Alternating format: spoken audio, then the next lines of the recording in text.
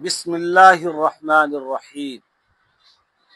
अगर किसी को खांसी खूब आ रही है और किसी दवा से ना जा रही है तो ये दवा इस्तेमाल करें। दवा का नाम ये है धनिया। धनिया पाउडर 5 ग्राम ले लें और 10 ग्राम शहद में मिलाकर रात को चटाएं। चटाते ही इंशाअल्लाह जैसी भी खांसी होगा फौरन बंद हो जाएगी। कम से कम 4 से 5 दिन तक शहद में मिलाकर खिलाएं।